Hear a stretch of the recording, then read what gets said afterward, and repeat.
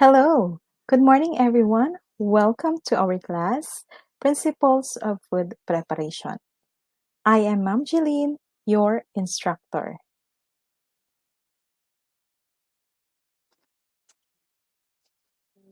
Hello, everyone. Our topic for this day is all about kitchen tools and equipment.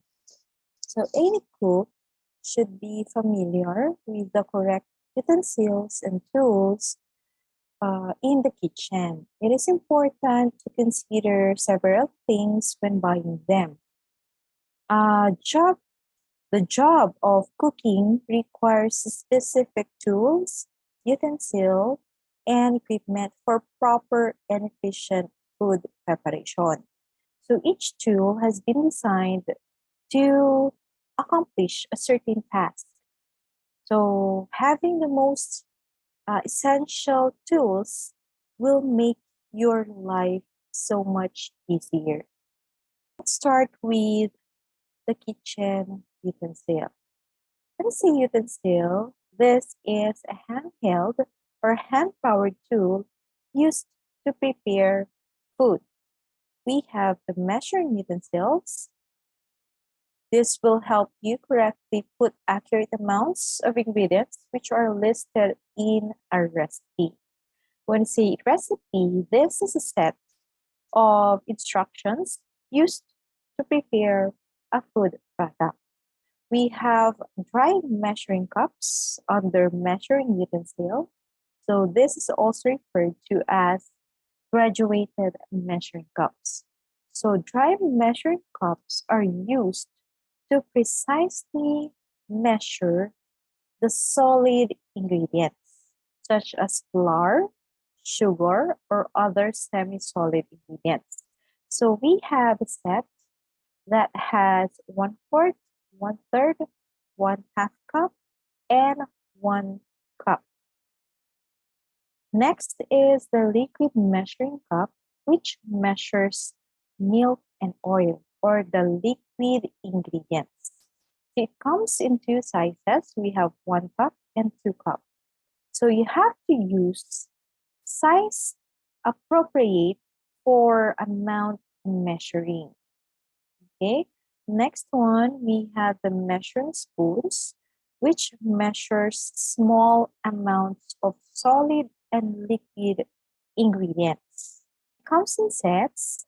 We have 1/4, 1/2, and 1 teaspoon, and we also have 1 tablespoon. Sometimes there are some measuring spoons which has 1/2 tablespoon. Okay. Next, we have straight edge spatula. So this is also called as a narrow spatula. So this is used to level your dry ingredients when measuring them. Okay, so this is to level your dry ingredients when you measure it using your dry measuring cups or measuring spoon. Next one, we have the kitchen thermometer. So this is used in measuring the temperatures of your food. Okay, so we have different types of thermometer which are used in meats, in candies, and other food items. Okay, we also have the kitchen timer, which is used to measure your cooking and baking time. So you need this to measure your baking time as well as your cooking time. Next tool, we have the cutting utensils. So this is used to cut or to divide your foods into smaller pieces. You can also use this in opening your cans and packages. Okay, so first one, we have the anatomy of your kitchen knife. So if you want to find the best quality knife for a particular task, it will help you to have a basic knowledge about the different parts of a knife. So here we have the anatomy of a kitchen knife. We have the point. So this one is the point. This is the very end of the blade. Okay. So this is usually sharpened to a fine point, and it can be used to pierce or score the surface of your food. Next one, we have the blade. So this is the blade. So this is used for cutting. Usually it is crafted from steel, or sometimes it may also be ceramic or titanium or even plastic. Okay. Next is the edge. So this is the edge of the knife. So this refers to the sharpened part of the blade, which is used for the majority of cutting. Okay. Next one is the tip. So this is the front part of the knife's edge. Okay. So this is used for delicate cutting and chopping work. Next, we have the spine. So this is the spine. So this is the blunt upper side of the blade, which is the opposite of cutting edge. So the thickness of the spine gives strength to the blade. As a rule, the thicker the spine, the stronger the blade. And it is also important for providing balance to the overall knife. Next, we have the heel. So this is the lower edge of the blade. It is often the widest part of the blade. So this is used when the chef needs more strength or pressure to cut through the tougher and thicker cuts of foods. We also have the tongue. So this is the unsharpened part of the blade which connects the blade edge to the handle. Okay. Next is the handle or the scales. So this is the part of the knife which is grasped or it folds. The chef folds. Okay. This is the handle. It can be made from different types of materials. Okay. Next is the bolster. So this is the bolster, the raised area between the blade and the handle. So it puts a small space between the chef's hand and the blade to stop the fingers from slipping down to the blade, okay, especially during cutting work. Okay. It also provides additional weight to help balance the knife. Next is the butt. So the butt is the name given to the end of the handle. So this is the handle, this is the end of the handle. And this is the very bottom part of the knife. So let's see, we have here the different kinds or types of kitchen knives. So we have the paring knife, which is used for fine cutting or removing the skin of the onion, as well as cutting your small food items. The utility knife is used in general purposes for cutting and scraping. Okay. Next is the steak knife, which is simply from the word itself. This is used for steaks.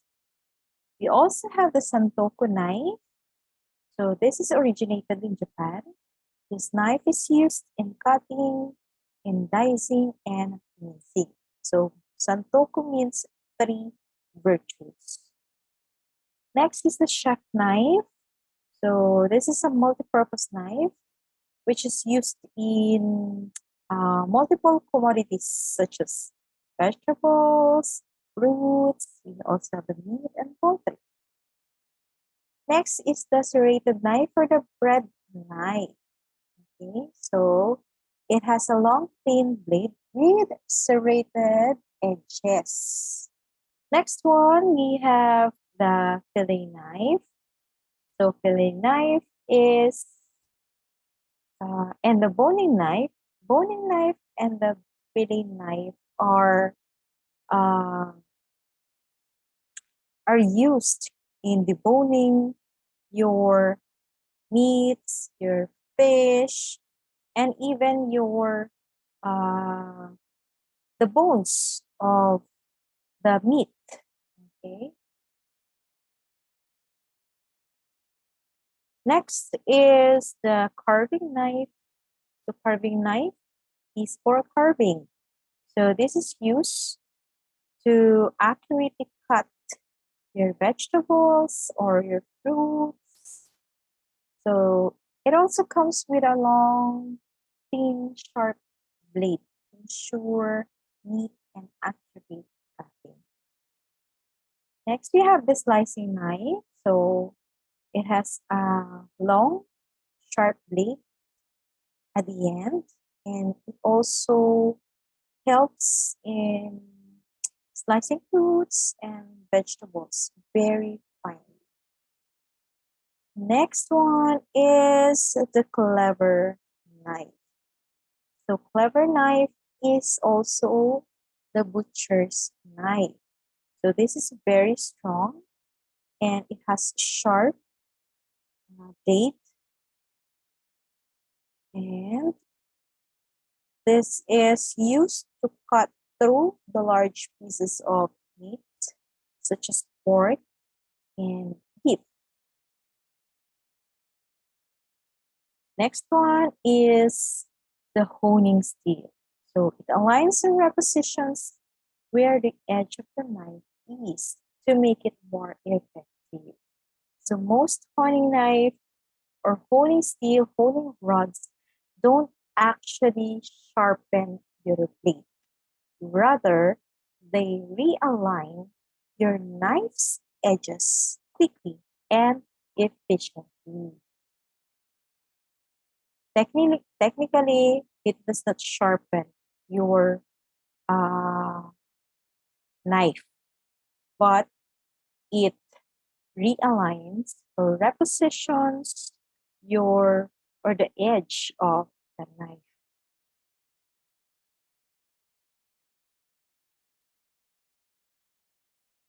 Next one, we have the turning knife. So this is used for turning root, vegetables, and making fancy delicate cuts when carving garnishes from fruit or vegetables. So this type of paring knife has a short blade that is curved like a bird's beak.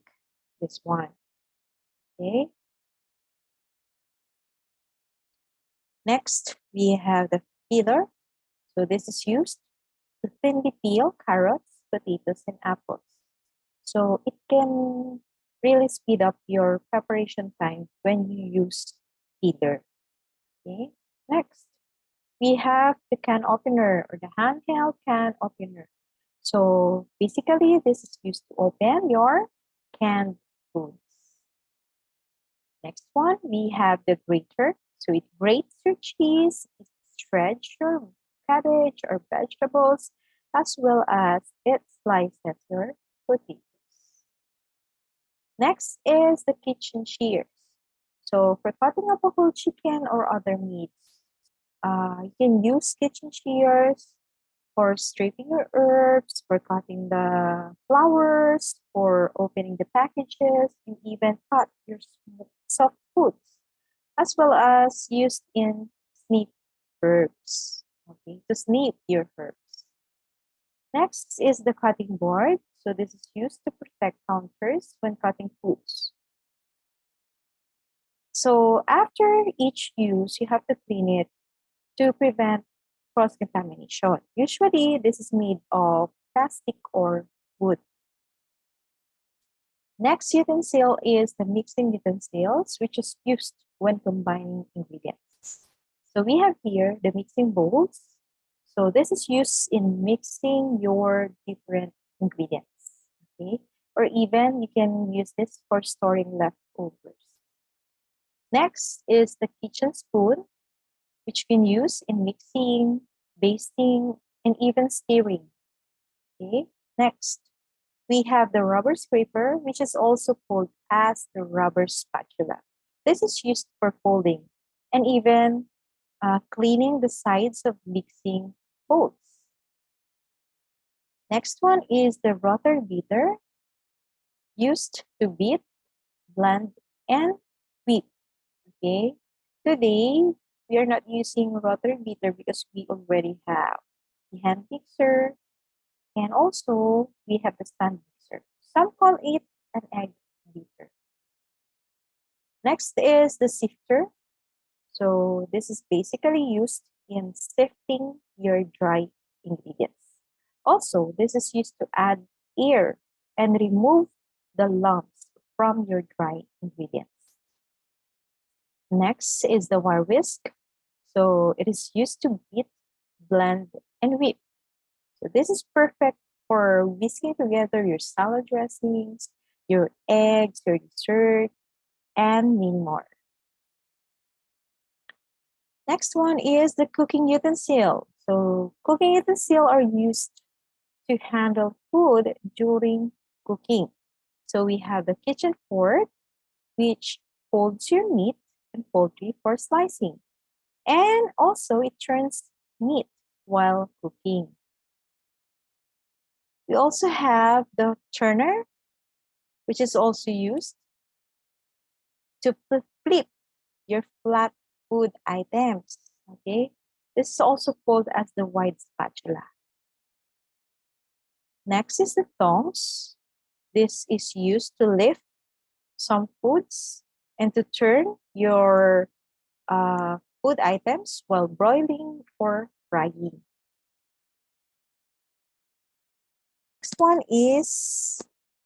Next is the ladle. So this is used to serve punches and also to serve soups and stews.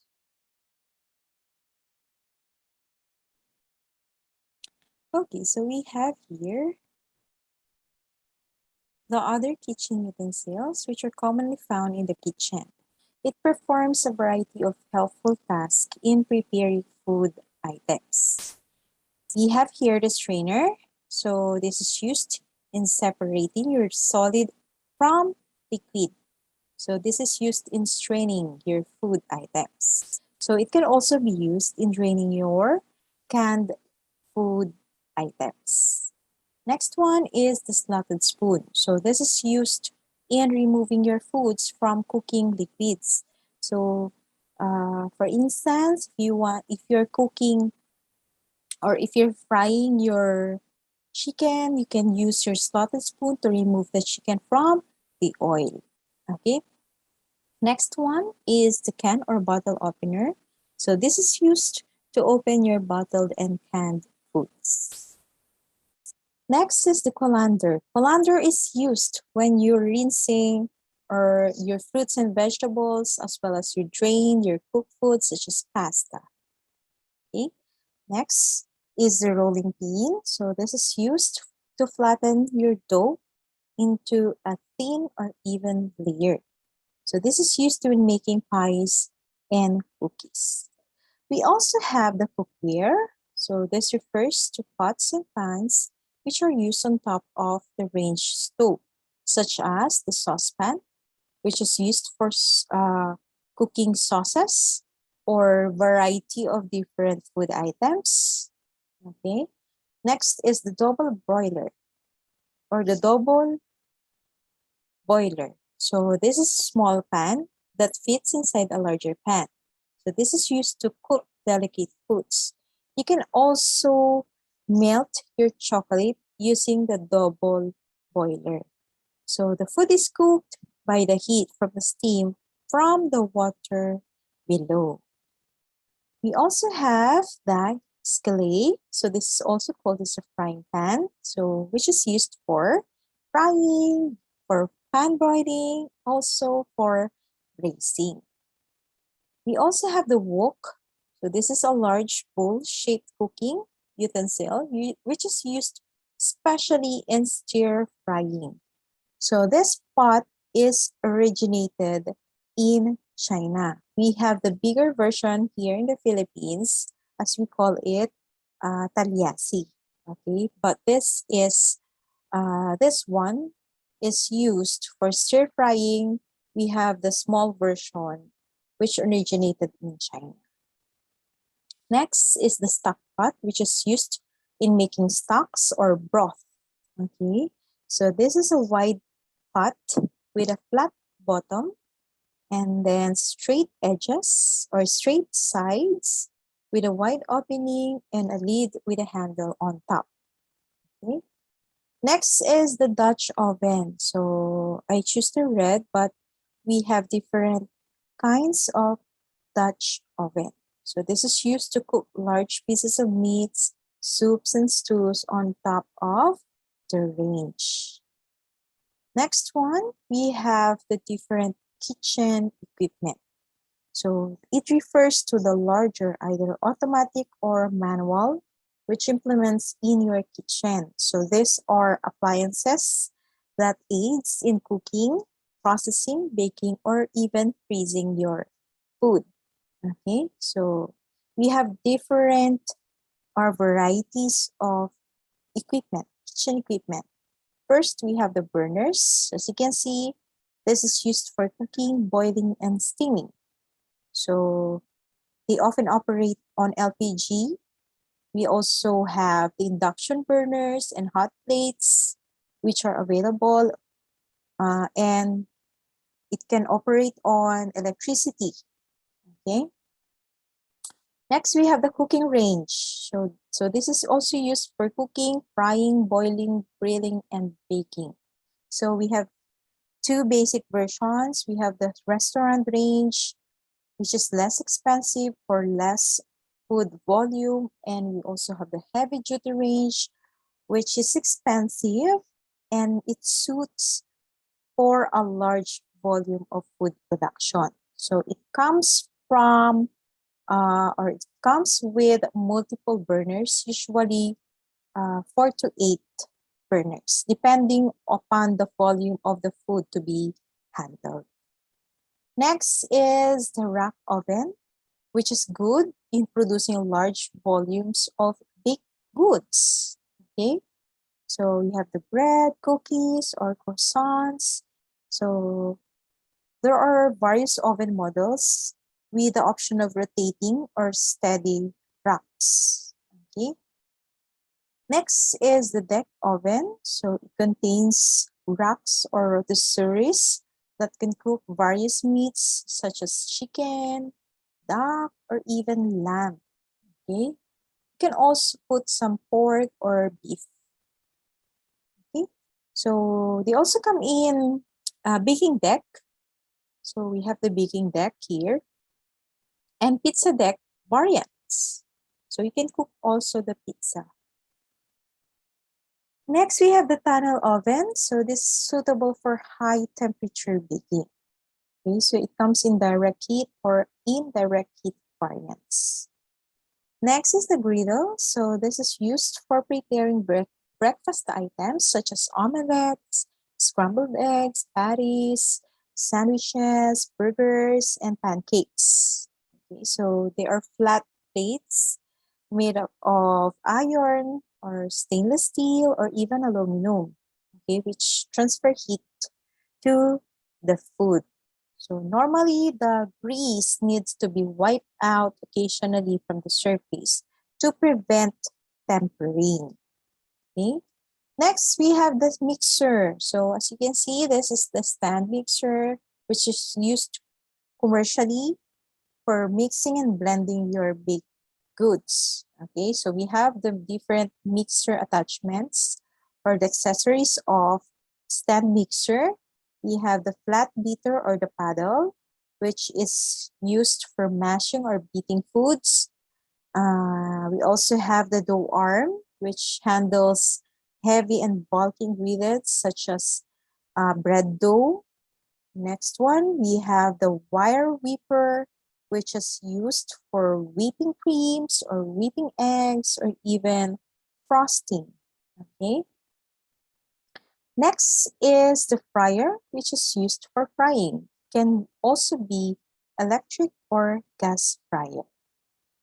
And lastly, we have the juicer. So juicer is used to extract juices and pulps from the fruits and vegetables. So these are very useful in preparing your juices and pulps for breakfast, or even in appetizer or cocktails or even mocktails and smoothies. Okay, so that's it. Thank you everyone for listening. I hope you learned a lot today. I'll see you on our next topic. Bye. Thank you everyone for watching this video. I hope you learned a lot today. Please don't forget to like, share, and subscribe, and hit the notification bell for more updates. See you on our next class. Bye!